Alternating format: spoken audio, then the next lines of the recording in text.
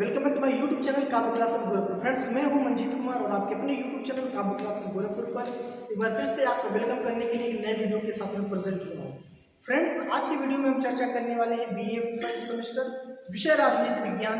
और इस वीडियो में जो आज का लेसन होगा वो होगा भारतीय राष्ट्रीय आंदोलन, उदय, विकास एवं प्रवृत्तियां। तो हम ये जानेंगे कि भारत में जो भारतीयों के द्वारा राष्ट्रीय आंदोलन हुए उसके पीछे क्या कारण था जो राष्ट्रीय आंदोलन का उदय होता है, फिर इस राष्ट्रीय आंदोलन का धीरे धीरे विकास कैसे होता है और राजनीतिक प्रवृत्तियां उसकी क्या है। तो हम इसी पे चर्चा करने वाले फ्रेंड्स। बहुत ही आसान सा और बहुत ही महत्वपूर्ण चैप्टर है, तो वीडियो के अंत तक जरूर बने रहिएगा। हाँ, हो सकता है कि वीडियो थोड़ी लंबी हो जाए, लेकिन मैं कोशिश करूंगा कम से कम शब्दों में इस चैप्टर को समझाने की। इससे पहले मैं आपसे कहना चाहूँगा, अगर जो आप हमारे चैनल पर नए हैं तो हमारे चैनल को सब्सक्राइब करिए, लाइक करिए तथा मित्रों के बीच शेयर करिए और बेल आइकन भी जरूर दबाइए ताकि हमारी वीडियो सबसे पहले जब अपलोड हो पहुँचे आप तक। तो आइए शुरू करते हैं आज का हम वीडियो। तो देखिए मित्रों, हमको यही समझना होगा कि जो भारत में राष्ट्रीय आंदोलन हुआ उसका उदय कैसे हुआ, धीरे धीरे उसका विकास कैसे हुआ और राजनीतिक प्रवृत्तियां क्या रही। यही चीजें हम समझ जाएंगे, राष्ट्रीय आंदोलन का उदय विकास, तो सारी चीजें हमें समझ में आ जाएंगी। तो फ्रेंड्स, हम ये जानेंगे, थोड़ा सा हम कुछ साल पीछे चलते हैं, लगभग 400 साल पीछे। तो यहाँ हमने लिख रखा है 16वीं शताब्दी, यानी जब 16वीं शताब्दी का दौर था, उस दौर में भारत जो था पूरी दुनिया में अपनी समृद्धि और गौरव में चरम बिंदु पर था। यानी कि इसकी जो समृद्धि थी, इसकी जो लोकप्रियता थी, वो दुनिया के तमाम देशों में फैली हुई थी। और इसी समृद्धि के कारण दुनिया के तमाम देश इससे आकर्षित होकर के भारत में व्यापार करने की दृष्टि से आते हैं। जैसे मैं कुछ देशों का नाम बताना चाहता हूँ, फ्रांस, पुर्तगाल, ब्रिटिश, ये सारे लोग जो भारत में व्यापार करने की दृष्टि से आते हैं और यहीं पर भारत में ही अपना सिक्का जमाना चाहते हैं। क्योंकि भारत में जो उस दौर के सामाजिक व्यवस्थाएं थी, उन सामाजिक व्यवस्थाओं में भारत तमाम छोटे छोटे नवाबों, राजाओं में विभाजित था, जिसका भरपूर फायदा उठाने की कोशिश तमाम विदेशी कंपनियों ने किया। लेकिन सबसे पहले ब्रिटिश, फ्रांसीसी और पुर्तगाल, ये जो सारी कंपनियां थी, पहले आपस में ही अपने आप को स्थापित करने के लिए युद्ध करती हैं और युद्ध करने के बाद जो सिक्का जमता है भारत में, वो ब्रिटिश का जमता है, यानी कि ब्रिटेन के कंपनी का जमता है, ईस्ट इंडिया कंपनी का। तो मित्रों, अब हम बात करते हैं, भारत में जब कंपनी का शासन आया तो 1757 में नवाब थे बंगाल के सिराजुद्दौला, और कंपनी का जो सेनापति था, जो कंपनी की सेना थी, उसका जो सेनापति कह लें या जो इसका लीडर था सेना का, वो रॉबर्ट क्लाइव था। यानी कि 1757 में बंगाल में युद्ध होता है नवाब सिराजुद्दौला और कंपनी की सेना रॉबर्ट क्लाइव के बीच, जिसमें कंपनी जीतती है और बंगाल के नवाब सिराजुद्दौला की हार होती है 1757। अब यहीं से कंपनी का शासन भारत में शुरू होता है। बंगाल में कंपनी का शासन हुआ 1757 में सिराजुद्दौला को युद्ध में पराजित हो जाने के बाद, और धीरे धीरे फिर कंपनी बंगाल के बाहर भी भारत के अन्य राज्यों में अपना सिक्का जमाना शुरू कर दिया। तो इस तरह से धीरे धीरे भारत की जो सारी व्यवस्थाएं थी वो कंपनी के हाथों में चली जाती हैं। बाद में अब हम आते हैं आज के मुख्य चैप्टर में। 1757 से लेकर के 1857 तक का अगर जो हम समय देखेंगे तो ये लगभग समय होता है 100 वर्षों का, 100 वर्षों का, 100 ईयर्स। ये 100 वर्षों में भारत के लोगों ने सब कुछ सहा 100 वर्षों तक। लेकिन 1857 में एक पहला स्वतंत्रता संग्राम होता है, भारतीय लोगों के द्वारा किया जाता है। कहां से? मेरठ से किया जाता है, और मेरठ के सैनिकों के द्वारा, भारतीय सैनिकों के द्वारा किया जाता है। कब होता है ये? ये होता है 10 मई 1857। हालांकि ये एक भारतीय सैनिकों का आंदोलन था, भारतीय सैनिकों का संग्राम था, लेकिन धीरे धीरे ये आंदोलन मेरठ से होते हुए मेरठ, कानपुर, झांसी, भारत के तमाम हिस्सों में धीरे धीरे फैलता है। यह एक सैनिक क्रांति ना होकर के ये भारत की जन क्रांति का धारण कर लेता है। लेकिन लेकिन अंग्रेजों के द्वारा यह जो स्वतंत्रता संग्राम था भारतीय लोगों का, ये बहुत ही जल्दी उसका दमन भारतीय लोगों के द्वारा कर दिया जाता है। और लेकिन आंदोलन तो हुआ, दमन भी बहुत जल्दी कर दिया जाता है, लेकिन इसी आंदोलन में भारतीय लोगों के भीतर अंग्रेजों के खिलाफ विद्रोह करने की भावना का पहली बार विकास इसी क्रांति से प्रारंभ होता है। तो इसी पर एक विचारक है एडवर्ड थिम्पासन, कहते हैं कि विद्रोह के बाद भारतीयों में, यानी कि विद्रोह के बाद भारतीयों में अंग्रेजों के प्रति घृणा की भावना आ गई। यानी कि जब विद्रोह हुआ तब भारतीय लोगों में क्या हुआ, अंग्रेजों के प्रति घृणा की भावना आ गई। और भारतीयों में विद्रोह का विचार आते ही अंग्रेजों से बदला लेने की बढ़ती जा रही थी। यानी कि अंग्रेजों से भारतीयों के मन में बदला लेने की जो भावना थी वह बढ़ती ही जा रही थी। तो राष्ट्रीय आंदोलन का जो उदय होता है कहां से होता है मित्रों, वो 1857 की क्रांति से होता है। यानी कि इस लेसन का जो शीर्षक है वो यही कह रहा है कि जो उसका उदय हुआ 1857 की क्रांति से हुआ। बाद में मित्रों नंबर 2 पर हम चर्चा करेंगे कि भारत का गौरवपूर्ण अतीत।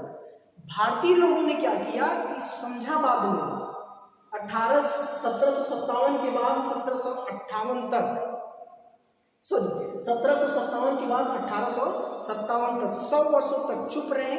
लेकिन 100 वर्षों के बाद जब अगली पीढ़ी आती है, उन्होंने सोचा कि भारत का जो इतिहास रहा है वो बहुत ही गौरवपूर्ण रहा है। भारत में रामकृष्ण जैसे महान पुरुष पैदा हुए, भारत में अशोक सम्राट जैसा चक्रवर्ती राजा पैदा हुआ, भारत में आचार्य चाणक्य जैसे महान राजनीतिज्ञ पैदा हुए। इसके बाद भी हम इन गोरों का गुलाम बन करके बैठे हैं।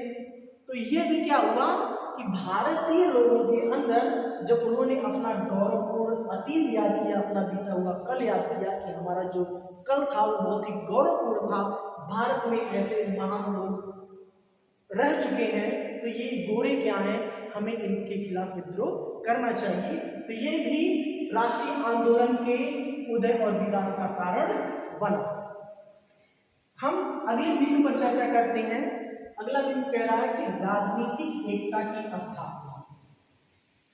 भारत में अंग्रेजों के आने के बाद भारत में क्या हुआ, भारतीय लोगों के भीतर राजनीतिक चेतना का अभाव था। मतलब लोग छोटे छोटे राजा थे, इधर उधर अपने अपने राज्य पर ध्यान देते थे, ये सारी चीजें छीन भी इधर उधर बिखरी हुई थी। लेकिन 1857 के बाद भारत पर सीधे ब्रिटिश सरकार की हुकूमत हो जाती है और ब्रिटिश सरकार क्या करती है, अपने हिसाब से शासन चलाने का रूपरेखा तैयार करती है और उसी से भारतीय लोगों को भी राजनीतिक एकता स्थापित हुई, राजनीतिक व्यवस्था को समझने में मदद मिली और इसी से क्या हुआ, यह उसके राष्ट्रीय आंदोलन के उदय और विकास में यह भी एक महत्वपूर्ण कारण रहा कि भारत में राजनीतिक एकता की स्थापना होती है। और इसी पर भारत के पहले प्रधानमंत्री पंडित जवाहरलाल नेहरू कहते थे, भारत को स्वतंत्र होने से पहले वो कहते थे कि ब्रिटिश शासन द्वारा, यानी कि अंग्रेजों के द्वारा, ब्रिटिश शासन के द्वारा स्थापित भारत की राजनीतिक एकता सम्मान की एकता थी। मतलब वो राजनीतिक जो एकता थी ब्रिटिश शासनों के द्वारा वो अलग व्यवस्था थी, लेकिन उसने क्या किया, यह भारतीय लोगों के अंदर राष्ट्रीय एकता की भावना को जन्म दिया। अगले बिंदु पर हम चर्चा करेंगे धार्मिक एवं सामाजिक पुनर्जागरण। भारत का यह वह दौर था जब भारतीय लोगों में एक दूसरे के प्रति भारतीय होने के बाद भी घृणा की भावना रखते थे, छुआछूत, जात पात, धर्म, ये सारी चीजों से भारत उस समय पूरी तरह से ग्रसित था। तो उस दौर में भारत में तमाम जो समाज सुधारक पैदा हुए, धार्मिक समाज सुधारक, उन्होंने क्या किया, ये सोचा कि भाई देखिए, सबसे पहले तो हमें अंग्रेजों से लड़ने से पहले अपने भीतर सुधार करने की जरूरत है। हम क्या करेंगे, हम अपने ही समाज में बिखरे हुए हैं, हम अपने ही धर्म और जातियों में बिखरे हुए हैं, तो हम भला अंग्रेजों से कैसे उनका सामना कर सकते हैं। तो इस दौर में ये भी हुआ कि भारत में सामाजिक पुनर्जागरण की शुरुआत की गई, जिसमें से राजा राममोहन राय, दयानंद सरस्वती, रामकृष्ण परमहंस, स्वामी विवेकानंद, ईश्वरचंद्र विद्यासागर, देवेंद्र नाथ सेन, एनी बेसेंट आदि सभी लोगों ने क्या किया, सामाजिक सुधार को बहुत ज्यादा बल दिया। सती प्रथा, छुआछूत, मूर्ति पूजा, इन सभी लोगों के द्वारा इन सारी चीजों का विरोध किया गया। राजा राममोहन द्वारा 1828 में ब्रह्म समाज की स्थापना की जाती है। समाज सुधारने के लिए ब्रह्म समाज की स्थापना की जाती है। स्वामी दयानंद सरस्वती द्वारा 1875 में आर्य समाज की स्थापना की जाती है। तो ये सारे जो धार्मिक और सामाजिक सुधार जो भारत में हुए, वो भी राष्ट्रीय आंदोलन के उदय में और विकास में ये भी महत्वपूर्ण रोल था। आगे बढ़ते हैं। भारत का आर्थिक शोषण, भारत के आर्थिक शोषण पर हम चर्चा करेंगे। भारत में जब 1857 में सीधे कंपनी की हुकूमत हो जाती है, तो उस दौरान भारतीय लोगों का बहुत ज्यादा शोषण करना शुरू कर देती है सरकार। भारतीय लोगों से कच्चा माल ले जाती, ब्रिटेन में वो माल तैयार कराते और वही चीज भारत में आकर के उचित दामों में बेचते थे। हमारे जो घरेलू उद्योग थे, जो छोटे छोटे कुटीर उद्योग थे, इन ब्रिटिश शासन ने क्या कर दिया था, उसको सब नष्ट कर दिया था। ये हम कह सकते हैं कि भारत के लोग उस दौर में खाने पीने के लिए मोहताज हुआ करते थे। अब इसी पर भारत का आर्थिक शोषण पर एक अंग्रेज हैं जो कह रहे हैं, सर विलियम्स डिग्बी, वो कह रहे हैं कि भाई उस दौर में भारत में करीब 10 करोड़ ब्रिटिश भारतीय ऐसे लोग थे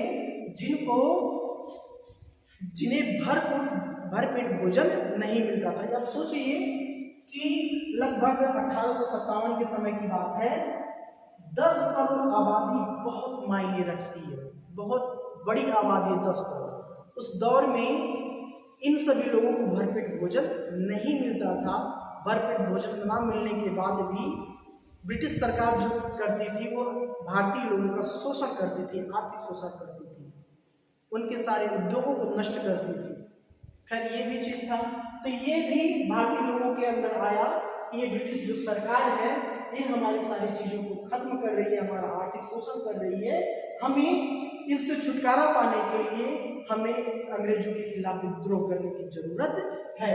तो ये भी राष्ट्रीय आंदोलन के विकास में ये भी बिंदु सहायक होता है। बढ़ते हैं अगले बिंदु पर। अगला बिंदु कह रहा है कि भारतीय समाचार पत्र तथा साहित्य का योगदान। भारतीय समाचार पत्र तथा साहित्य का योगदान। भारतीयों द्वारा उस समय जो समाचार पत्र प्रकाशित किए जाते थे, उसमें लेख जो छपते थे, उसमें जो साहित्य छपते थे, उसमें अंग्रेजों के खिलाफ छापा जाता था कि अंग्रेजों ने भारतीय लोगों पर ये अत्याचार किए, अंग्रेजों ने भारतीय लोगों पर ये अत्याचार किए।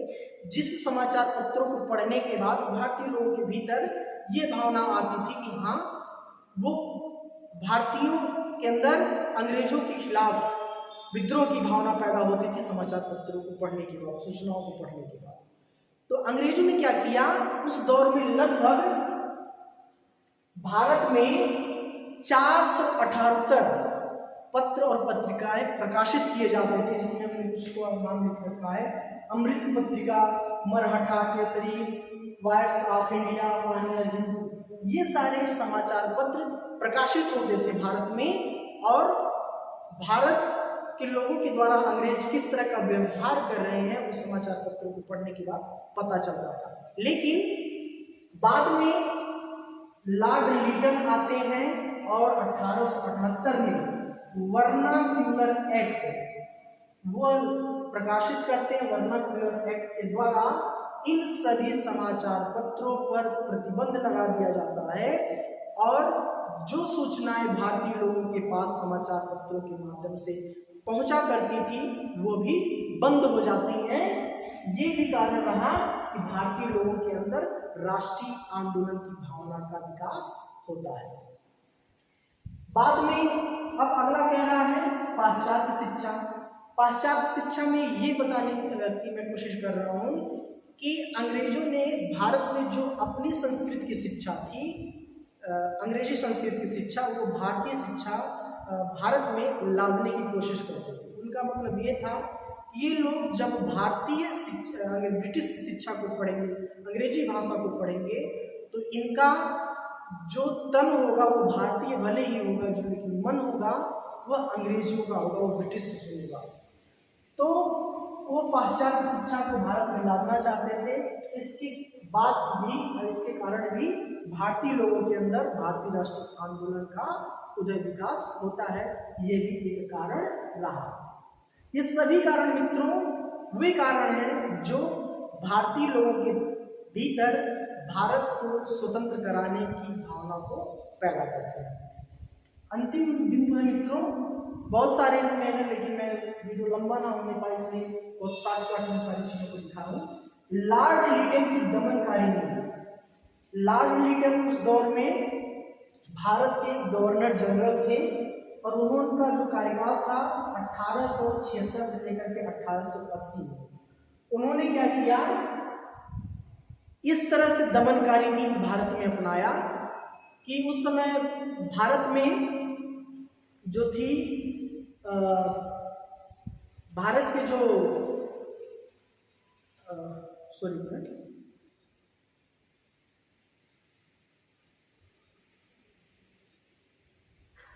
ये जो दमनकारी नीति थी उन्होंने क्या किया, जैसे आप उस समय जैसे ही आईएएस परीक्षा होती है उस समय आपको पता होगा आईसीएस की परीक्षा होती है, तो उसमें जो भारतीय लोगों की बैठने की उम्र थी वह 21 वर्ष थी और इसको क्या किया, इसने घटा करके 19 वर्ष कर दिया। यानी कि जब उम्र घट जाएगी तो भारतीय लोग आईसीएस की परीक्षा में नहीं बैठ पाएंगे। और उसने क्या किया, ये प्रेस वाला जो हमने बताया कि 1878 में वर्नाक्यूलर एक्ट, यानी कि लॉर्ड लीटन जो था वो सोचता था कि हम ब्रिटिश शासन को कितनी सुविधाएं उपलब्ध करवा दें, भारत का कितना ज़्यादा से ज़्यादा शोषण करके हम अपने ब्रिटेन को संपन्न करें। वो बहुत ही दमनकारी नीति अपनाया। उस दमनकारी नीति से दुखी होकर के भारतीय लोगों ने भी क्या किया, ये भी एक कारण था जो भारतीय लोगों के अंदर भारतीय राष्ट्रीय आंदोलन की भावना का विकास करता है। तो फ्रेंड्स, ये रहा आज का वीडियो अच्छा लगा हो तो लाइक करिएगा, शेयर करिएगा तथा कमेंट करिएगा। मिलते हैं अगले वीडियो में, तब तक के लिए जय हिंद, वंदे मातरम।